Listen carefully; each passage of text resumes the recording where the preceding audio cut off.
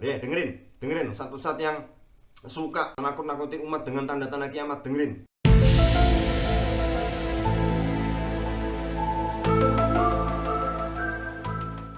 Assalamualaikum warahmatullahi wabarakatuh. Pemirsa, ada suara dentuman misterius ya, yang kemarin terjadi. Dan ada dua pendapat dari ahli vulkanologi. Yang pertama mengatakan itu berasal dari anak gunung Krakatau. Ya, karena bisa jadi dengan berbagai riset atau yang ilmu yang dia pakai, itu memang dentumannya itu karena ada tekanan udara dan sebagainya, sehingga tidak ada dentumannya tapi secara udara bisa menggetarkan pintu dan jendela dan lain sebagainya. Yang itu terjadi di Jakarta beberapa hari yang lalu. Ya. Ada yang mengatakan dari Krakatau. Ada yang mengatakan juga, ahli yang kedua mengatakan bukan dari Krakatau. Ya. Karena anak Krakatau itu memang meletus ya, erupsi, tetapi kemudian tidak membuat suara yang besar karena dari pos pemantauan katanya suaranya kecil. Ya. Nah, ini ada dua pendapat yang kemudian ada ustadz-ustadz yang mengaitkan ini dengan adanya erupsi yang bersamaan di gunung-gunung di Jakarta, di Jawa dan di Sumatera. Ya.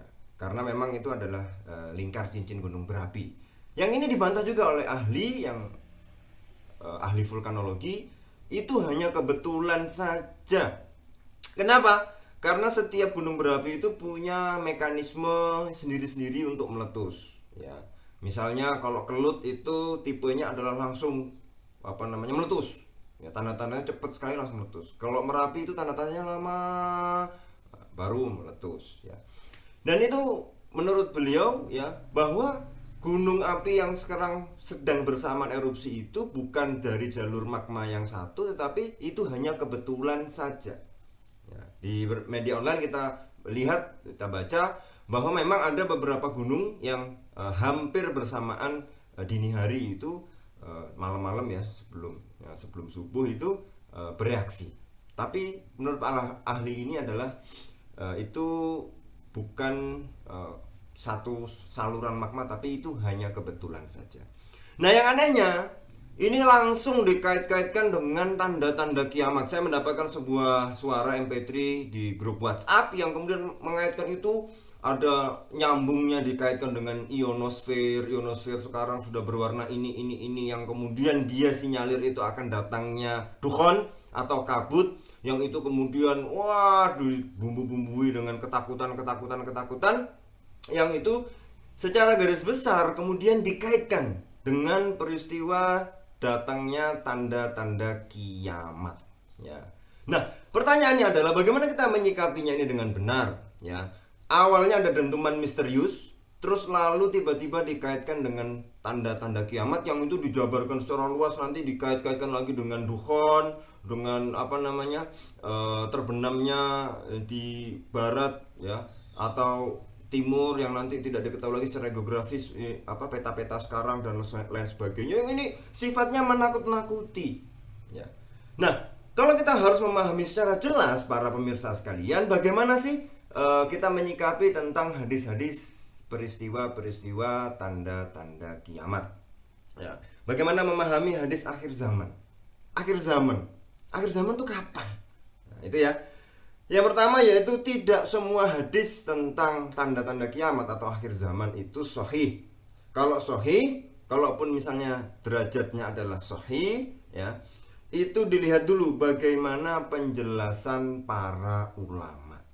Ya. Jadi ya harus sesuai dengan ilmunya gitu loh ya. Kalau ini sahih atau tidak. Kalau sahih, penjelasan ulama gimana sih tentang itu? Apakah letterlock seperti yang tertulis di situ atau tidak, atau ada penjelasan lain yang para ulama membahasnya ya. Itu yang pertama. Yang kedua, hadis tentang peristiwa tanda-tanda kiamat ada yang sudah dulu terjadi, bahkan juga sekarang ada yang terjadi, dan kemungkinan bisa jadi di masa-masa mendatang akan terjadi lagi. Artinya ini berulang-ulang. Bukan kemudian kalau ini ada kemudian sudah kiamat, ini nggak berulang lagi, nggak akan ada lagi kejadian seperti ini. Karena ada beberapa peristiwa yang dulu sudah pernah terjadi pada zaman Rasulullah, kemudian sekarang dia terjadi lagi, dan mungkin nanti di masa depan bisa terjadi lagi. Jadi itu tidak final gitu loh. itu bisa jadi akan tanda-tanda peristiwa, tanda-tanda kiamat itu baik yang kecil maupun yang besar itu akan berulang, ya. Yang ketiga, tidak semua hadis berimplikasi ke status haram. Nah, gini harus dipahami secara jelas. Para ulama ketika membahas tentang hadis yang berkaitan dengan peristiwa akhir zaman, itu membahasnya secara ringkas. Baru kalau membahas fikih itu detail terperinci. Kenapa? Karena ulama kalau membahas peristiwa akhir zaman itu secara ringkas, mereka berhati-hati, ya, tidak mau terjebak kepada kesalahan-kesalahan. Jadi mereka membahasnya secara ringkas gitu aja. Tapi kalau mau urusan fikih, wah mereka detail betul. Ini apa maksudnya? Kenapa para ulama tidak membahasnya secara detail karena rinci? Ya mereka takut. Mereka berhati-hati betul bahwa tentang menafsirkan hadis-hadis tentang akhir zaman atau kiamat. Ya. Nah, kemudian kita harus bisa lihat secara jelas hadis-hadis tentang peristiwa hari kiamat itu sifatnya mengabarkan. Ini tidak berimplikasi terhadap keharaman sesuatu. Nah, tapi kita lihat ada memang peristiwa-peristiwa yang itu dipuji, dicela, atau yang tidak dipuji dan dicela. Yang dipuji misalnya adalah menghias masjid. Ini bukan berarti berimplikasi bahwa setiap nanti tidak akan datang hari kiamat kecuali nanti orang bermegah-megahan dengan masjid. Nah, kemudian ada yang mengatakan, wah haram hukumnya menghias masjid karena itu adalah tanda kiamat. Apa hubungannya? Gitu loh. Yang dimaksud para ulama nanti kemudian menjabarkan hadis ini, jangan sampai terjebak oleh formalitas menghias-hiasi masjid, tapi jamaahnya kosong, substansinya malah tidak ada majelis ilmu di situ, jamaahnya sedikit, tidak ada yang sholat. Jangan. Itu loh. Kalau kamu menghiasi masjid boleh saja. Ini kan bagus. Ya. Tanda-tanda kiamat yang lain yang misalnya bagus ya, misalnya banyak harta nanti akan banyak, semuanya mendapat harta, ya kan bagus. Ya kan? Nah, disinilah kemudian kok ada tiba-tiba mengaitkan tidak boleh menghiasi masjid karena itu tanda kiamat. Tidak ada hubungannya. Itu hadis itu hanya menjelaskan bahwa nanti tidak akan terjadi kiamat sampai orang-orang berbangga-bangga dengan masjid. Maksudnya adalah apa? Bangun masjid dengan megah, dengan bagus, arsitektur yang indah, tapi tidak ada sholat di dalamnya, tidak ada majelis ilmu di dalamnya. Nah, buat apa? Ini terjebak dalam formalitas. Boleh bangun masjid dengan bagus, boleh, tapi jamaahnya juga harus banyak. Dibuat takmirnya, membuat pengajian, takmirnya membuat semua sarana itu orang betah, nyaman, sholat, belajar di sana, itu bagus gitu loh. Nah, jadi itu ya, maksudnya itu adalah menghias masjid tapi tidak ada jamaahnya. Nah, bukan berarti kemudian implikasinya haram, ya. Ada kemudian juga tanda-tanda kiamat yang tercela, misalnya amanah yang disia-siakan.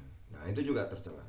Ada yang bagus seperti menghiasi masjid itu ya. Kemudian ada yang tidak dipuji dan dicela. Ya memang itu peristiwa gitu saja, yaitu turunnya Nabi Isa alaihissalam. Ini disebutkan dalam Faidul Qadir yang ditulis oleh Syekh atau Imam Al-Munawi ya, seperti itu. Jadi tanda-tanda itu nggak otomatis berimplikasi haram. Ada yang bagus juga ya, yang dipuji bahwa menghias masjid ya. Ada yang dicela, hilangnya amanah, orang diberi amanah tapi tidak menjalankannya, khianat. Ada yang tidak dipuji, tidak dicela, yaitu seperti turun Nabi Isa. Ya sudah turun gitu saja. Yang keempat yaitu kita lihat bagaimana kita memahami hadis-hadis akhir zaman. Urut-urutan tanda kiamat itu menurut ulama berbeda-beda. Ada yang bilang digiringnya Yaman dari api menurut Yaman. Ada yang bilang terbenamnya matahari di barat, munculnya matahari di barat. Ada macam-macam. Para ulama berselisih pendapat tentang urut-urutannya yang mana duluan ya.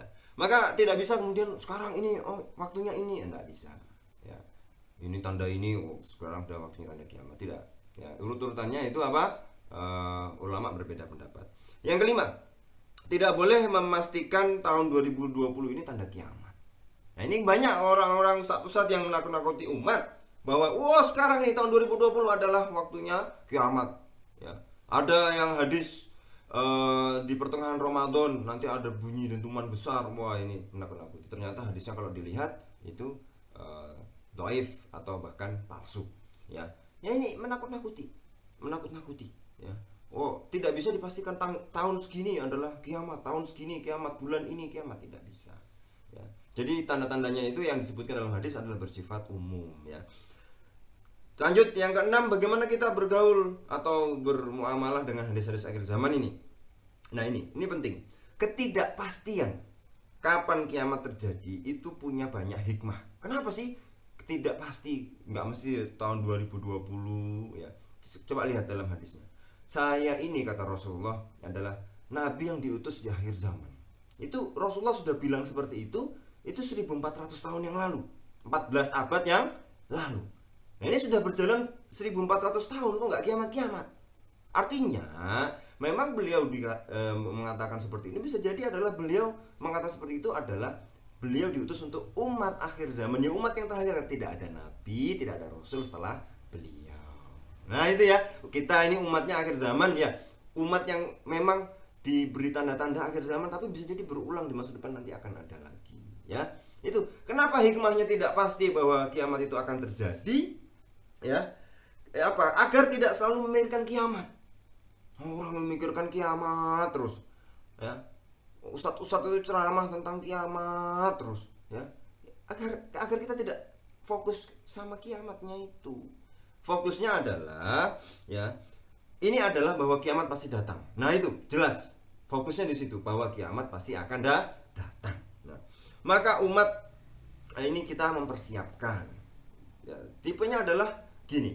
Kalau kiamat itu sudah pasti datangnya tahun sekian, bulan sekian, hari sekian, nanti umat akan meremehkan. Nanti ibadah ketika nanti mau kiamat saja. Oh masih lama 20 tahun lagi, oh masih lama 50 tahun lagi.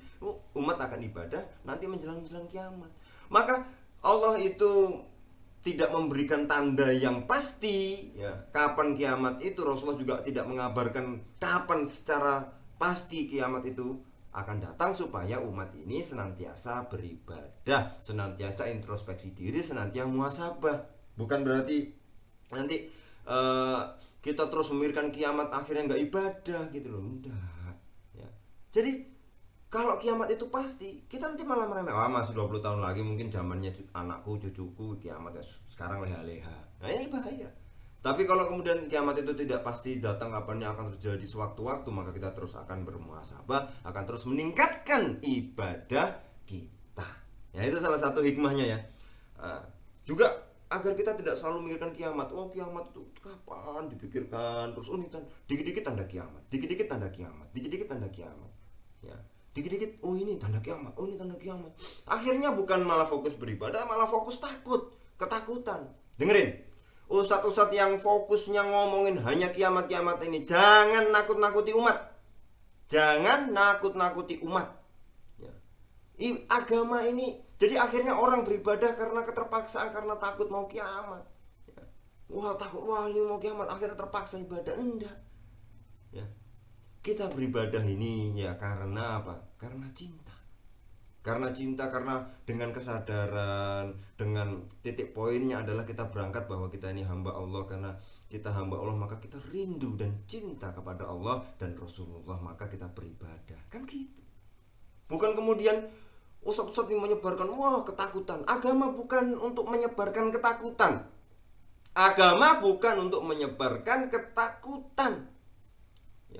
Jadi memang saya lihat ada sekarang ustadz medsos ini fokusnya ngomongnya hanya kiamat saja, tanda-tanda kiamat saja. Dengerin ustadz yang hanya ngomong kiamat. Para ulama itu lebih ngerti daripada kamu, ya. Tapi ulama membahas kiamat itu secara ringkas saja, ya. Secara ringkas, tidak detail, ya.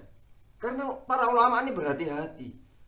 Lah kok kamu nakut-nakutin umat, dikit-dikit ini tanda kiamat, dikit-dikit ini tanda kiamat, dikit tanda kiamat. Umat akhirnya ketakutan, malah nggak fokus ibadah, malah takut. Ya, ada yang panic buying lah, ada yang investnya harus diubah apa. Ini enggak salah ini. Beribadah itu karena dasar, karena cinta, karena kita memang kesadaran, oh kita ini hamba Allah dan kita harus meningkatkan ibadah kita. Ya, bukan karena ketakutan, ditakut-takuti umat itu, ditakut-takuti akhirnya kacau semua, kacau takut. Enggak. Ya. Para ulama dari dulu sudah membahas tentang kiamat, tapi bahasnya tidak detail, tidak rinci, bahasnya ringkas. Ya karena mereka berhati-hati. Nah, kamu sama ulama yang zaman dulu pinter mana? Ya jelas pinter mereka lah. Ya.